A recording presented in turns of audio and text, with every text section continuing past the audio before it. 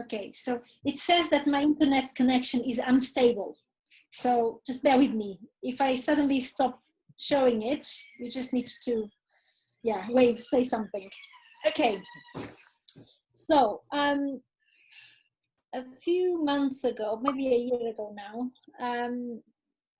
we ran a study with the Stan producer, trying to arrange a wedding, I used to say, between the physiological CTG and Stan. So Stan works on the old FICO guidelines, and there's a lot of things that have evolved since 1997. That's when the guidelines are from. So I managed to convince them to let's look at it and work together to make Stan really make sense when we ask how is the baby and not how is the CTG. So, and to try to convince them and everybody that was reluctant to do it, I always keep reminding that section rates are increasing and the HI rates are not decreasing. And the ST, the performance of the ST analysis, or the STAN, has been proved to reduce acidemia and unnecessary intervention in some studies. So because the decision making depends on what people classify the CTG behind. And there's plenty of studies. This is just an example from 2018, when they say that on how the clinician looks at the CT is different. And this is for us very obvious, isn't it? So now it's not going. So then the good thing about the UK is that there's a lot of reluctancy to change, which is not a good thing, but we are very good with numbers, and nationally we are quite good in getting people together, at least to count them. So the NHS and the Each Baby Counts, which is the Royal College initiative, has been counting babies. And one of the things that was good is that they did kind of at least they made an agreement of which babies we count, so we all look at the same. Because one of the struggles in the beginning was, what is HIE? Yeah. So at the moment, and if we are consistent, then we can compare like with like. They are counting term babies, so babies after 37 weeks, that went through labor and either were diagnosed with HIE or were cooled or had seizures and they were unwell, or they had a early neonatal death, which means in the first week. So, and you see the rates there, yeah, it's about 2 in 1,000. And what is striking is that they say that when they look at each case, in 2/3 of the cases, we could have done better. And when we say we, is we nationally, okay? So you know that but still we are striving to improve. And in all the reports since very early age, they say CTG is to be pointed as the faulty one. We can't, wherever you go now, and you are about to go somewhere, it is important that you ask and you understand what are the numbers, because you can't never look at only one side. So it's one side is intervention, cesarean sections, instrumental deliveries, and the other side is HIE, or babies admitted unexpectedly at term to the neonatal unit. And it's quite interesting that units that perform badly, they usually are bad on both sides. They do a lot of section and still they have a high HI rate. And what I hope you kind of understand better now is that in the past, and some of the guidelines are to be faulty of that, we were just doing the sections in the wrong babies. Yeah. So this is kind of what came together from this marriage, and the study was to test this table. So if you look at it, I stay here for a minute or so, because if this is the first time you are looking, I'll give you a kind of an overview. So first thing is that there are 3 tiers rather than only 3, yeah? And this top one is the first question, is the baby fit for labor? So it's looking at excluding chronic hypoxia or other antenatal problems, and it's also to put chorioamnionitis in the picture. Then you have the non-hypoxic babies, that the ones that have no hypoxia at all, have a completely normal CTG, or have a very, a gradually evolving hypoxia in the early stages, where we say it's compensated. It means that has a stable baseline and normal variability. And then you have the yellow one, which you have the gradually evolving hypoxia with signs of decompensation. So you have a huge catecholamine surge, or you have reduced and you have either reduced or increased variability. You have the subacute hypoxia that is spending more time decelerating than at the baseline. And these last two are the ones that nobody needs anything else. Nobody needs STAN for this, yeah? So these are the pre-terminal or the acute hypoxia that we should be managing without STAN. So it made very clear that the top ones, STAN is not a good tool, yeah? The green ones, we don't need STAN, because if it's normal, you don't need STAN. But most of the babies in labor, especially in our labor wards with high-risk women with oxytocin, are going to be in the yellow bit, where STAN does have a role. And these ones you don't need to. So there's a little bit of a visual aid. There's a little bit of what you know about the management and intervention. When we say intervention, it doesn't need delivery always. Sometimes intervention can be to stop the symptom. It depends where in the journey you are and what is the baby telling you and what else is happening. And the other thing that you'll see is that we have simplified the STAN events to only one tier. You know, the tables at the moment, they have 2 tiers of STAN events. So now it's only one. It's basically either you have a STAN event or you don't have a STAN event. So what have we done? You can sit here if you want. Is it urgent? Okay. So what we did was to test this table with 54 STAN cases and 16 assessors, and some of you were part of this study. I'm testing the new STAN guidelines. So I want to tell you a little bit about the sample, because the sample is a very special sample. Are you still there?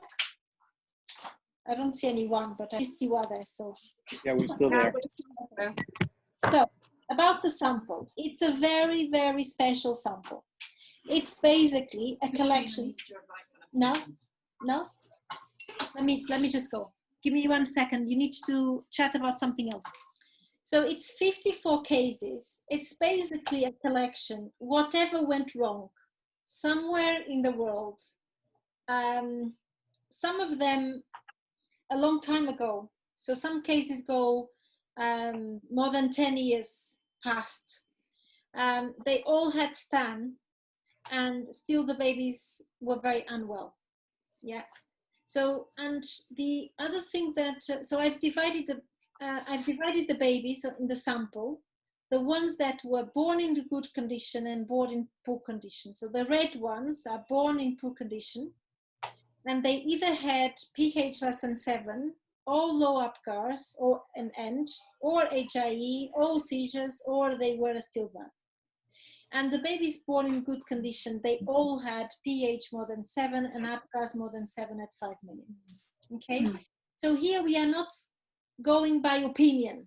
What you think of the CTG? No. The baby's telling you how is the baby. Yeah. And the other thing that I want you to kind of look is that this is a very special sample, because this is the real world. Okay. So in 1,000 cases, you have 2 to 3 cases of HIE. And we do about 30% cesarean section, which is the ones that are within the school. Now, the other thing is, as you imagine, there was a huge delay in identifying that there was a problem between the indication for intervention based on the guidelines, our guidelines, and when actually the baby was delivered. For the babies that were unwell, there was a huge delay. There's lots of cases there where the CTG is very ugly, still the babies did very well. So when there's no delay, it means that there was no STAN events or no relevant STAN events. Okay, the assessors. 16 very kind people that did it in a volunteer work. I don't know if any of you did it, that you are there hiding, but was 7 obstetricians, 4 junior doctors, and 5 midwives. They all had experience of STAN and physiological CTG, although you see that the range goes it's a very broad interval, but most were quite recent STAN users. Now, what we did, and Ahmed was a key person in this stage of the study. So we basically, Ahmed produced a wonderful tool where the traces would run on a platform. We decided to stop the trace at 40 minutes, and the computer would ask, is the baby fit for labor? And basically ask people to say, where is the baseline? How is the variability? Can you exclude chronic hypoxia? And are you happy to proceed, or do you want to stop here? For those that decided to continue, was either deliver here or continue. For those who decided to continue, then the trace will run automatically. We could always stop or pause. So, but we would never, without making a decision, we couldn't see beyond. Yeah, so we were trying to mimic real life. It's very easy to decide once things have already happened and come to criticize whoever was last night. So we wanted to mimic, you know, as far as possible, a little bit real life decision making around the CTG. And there was one problem, because it was real cases, you couldn't really change what people did. So if you decide to stop, was to deliver. Yeah, because we couldn't intervene like reducing the Cinto or giving terbutaline or whatever.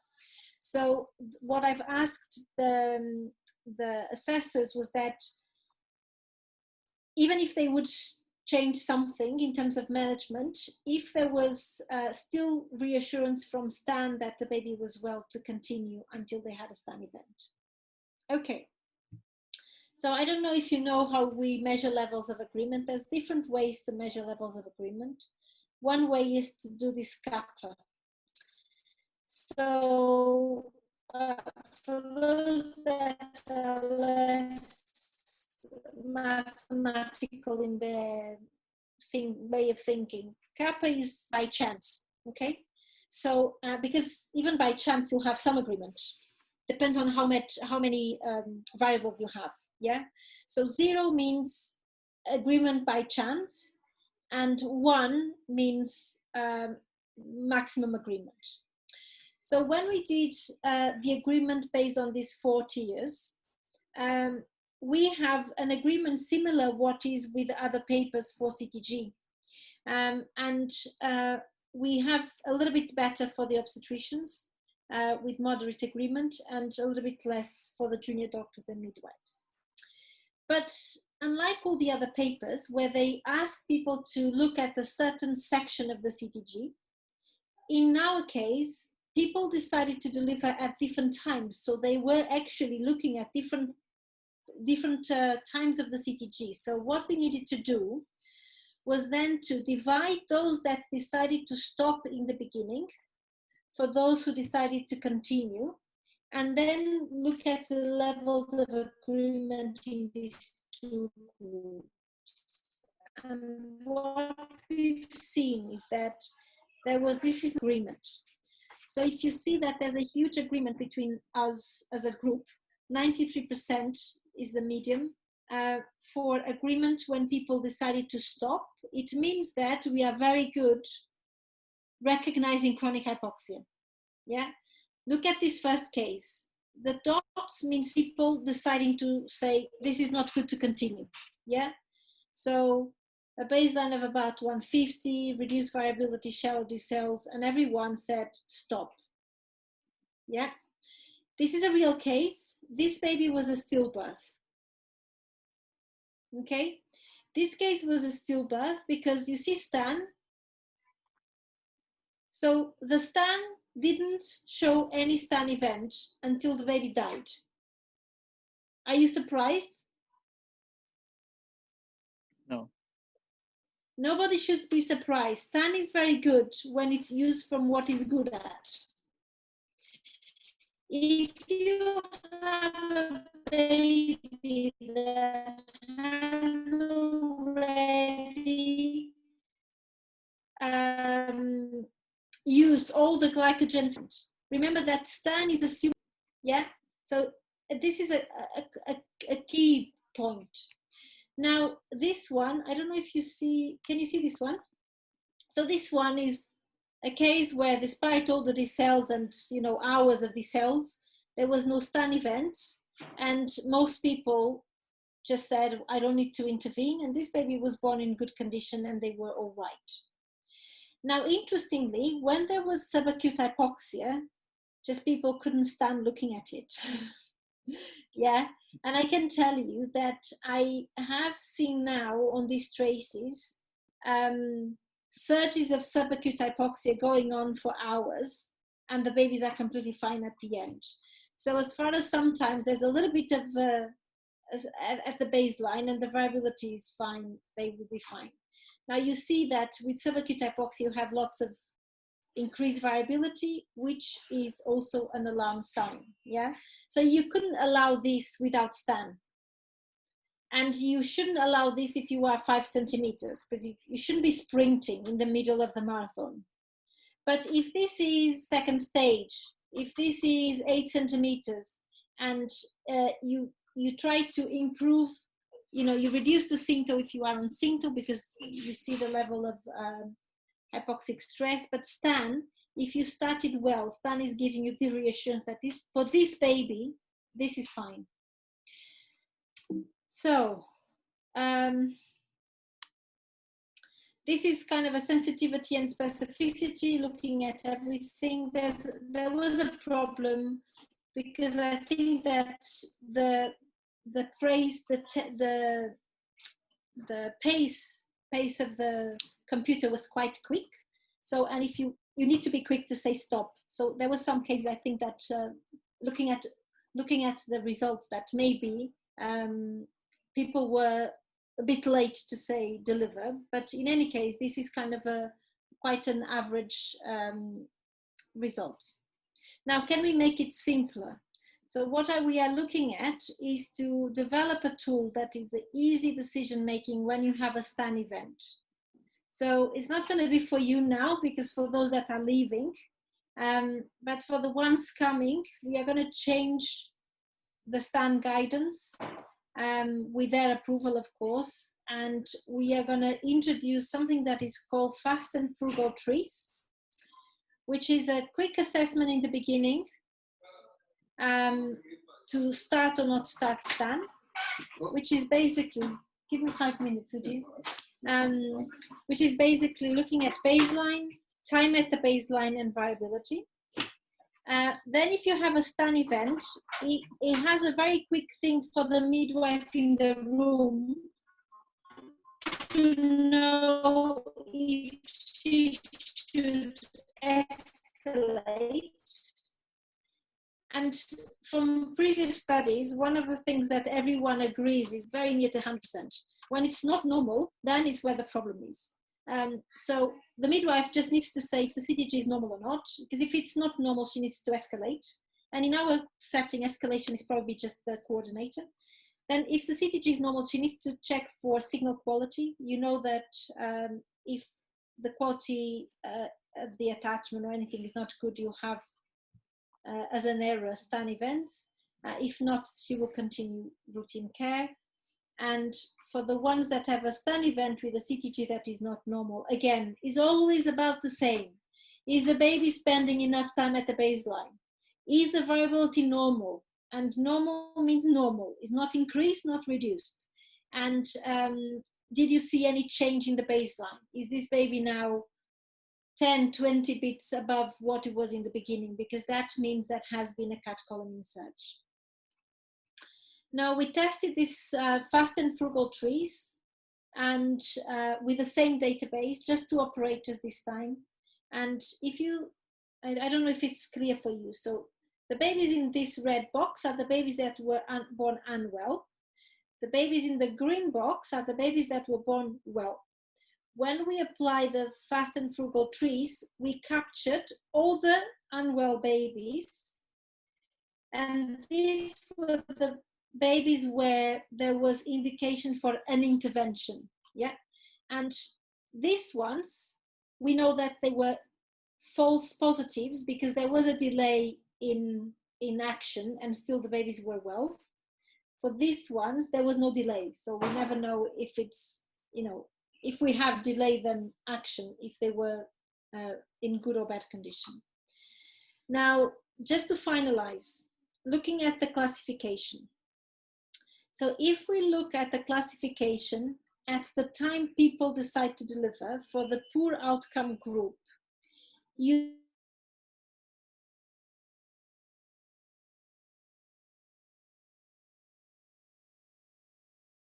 see that why this was kind of a mist.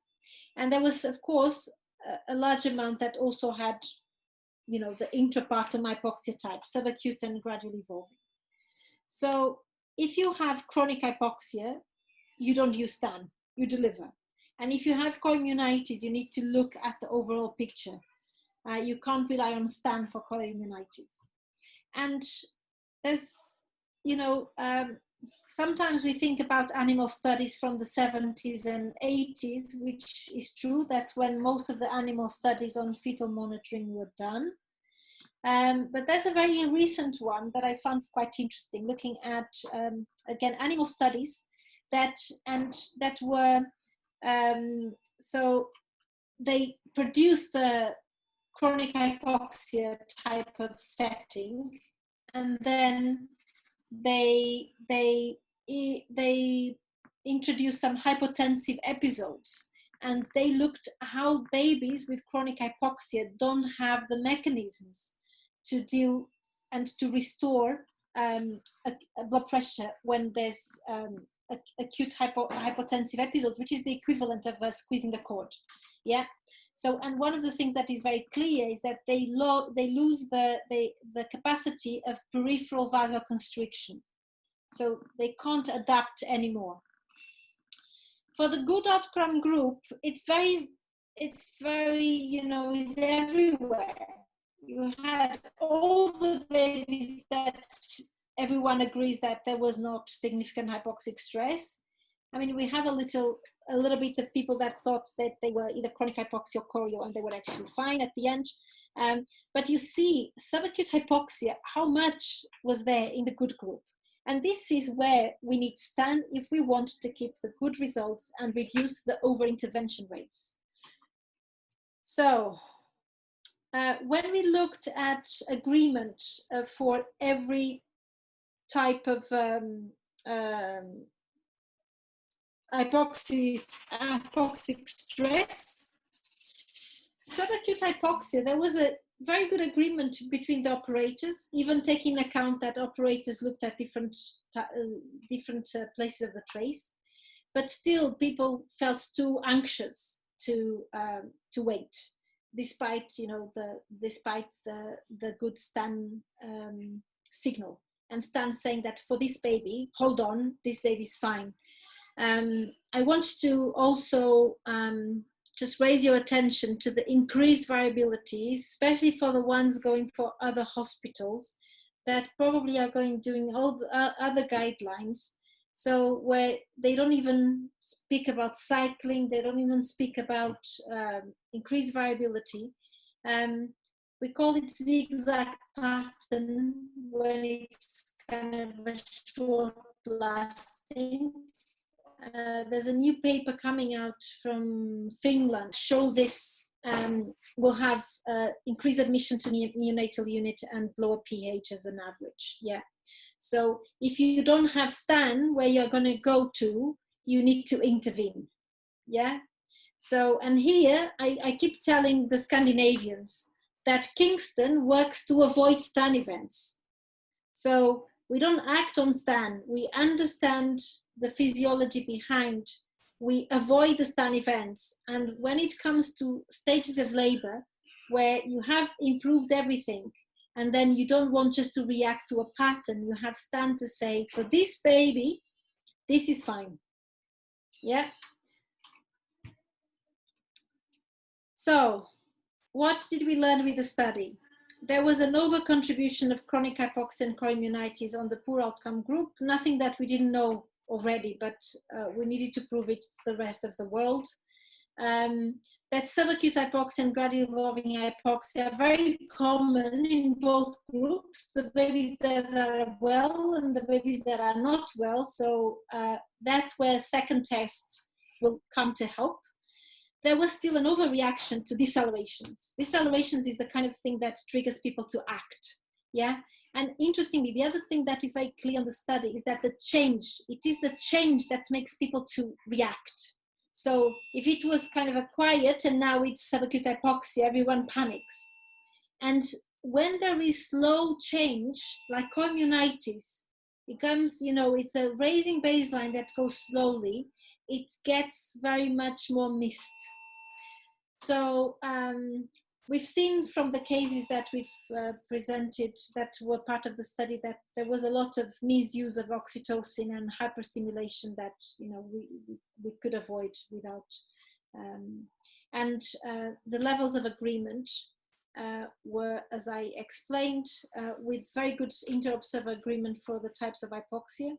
And there's a very promising role for the fast and frugal trees that, if you want, I can explain a little bit about what it is and where is the research coming from it.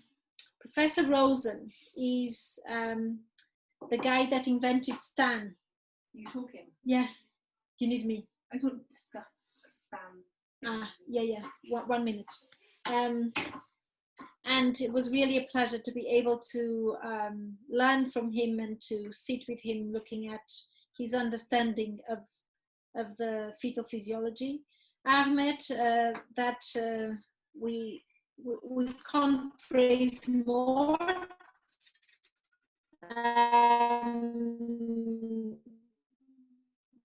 But in this case, his IT skills was a very important role on getting the study. Vertime is the statistician that works with us from Kingston University and has been supporting us on the studies we do. And of course, the 16 kind people that spent hours looking at the cases and working out when to deliver the baby.